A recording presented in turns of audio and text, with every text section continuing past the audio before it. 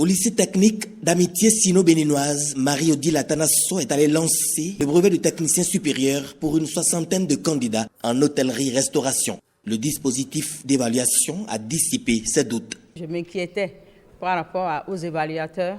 Bon, j'ai été rassurée par le superviseur qui a dit que c'est les spécialistes formateurs qui vont les évaluer.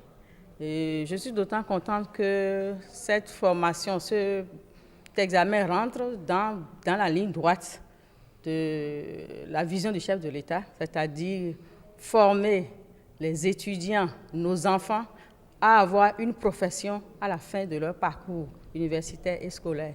Ensuite, les grosses pluies de ce jeudi matin ont accompagné la ministre de l'Enseignement supérieur au centre de formation de l'ORTB. Ici, 24 candidats composent un montage audiovisuel. Ils sont tous prêts à travailler comme les collègues que vous voyez ici, qui aussi prennent des images, qui prennent le son, ainsi de suite.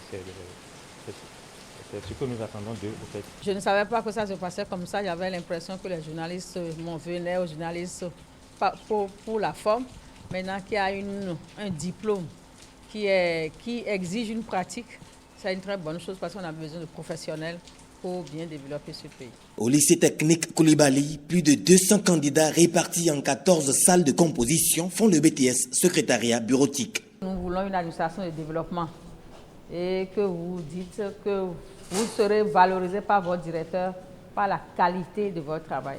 La dernière étape, c'est à Djefa, dans la commune de Semekodji, à l'ISST, où 15 candidats, dont une femme, vont à l'assaut du BTS en maintenance automobile, maintenance des engins de TP et de manutention. On crée des pannes sur le circuit hydraulique, on crée aussi des pannes sur le circuit électrique. On leur a donné des schémas en conséquence. Ils doivent pouvoir lire les schémas pour ce qui est de l'électricité, pour savoir l'élément défaillant et pouvoir le remplacer. Une prouesse du partenariat public-privé. Sans le privé, rien ne peut se faire dans le pays. Et nous aurons quelques années pour le prouver. Que Dieu nous prête vie et bon vent au partenariat public-privé. Une visite dans la salle de cours de l'ISST a mis un terme à cette tournée de lancement du BTS 2016.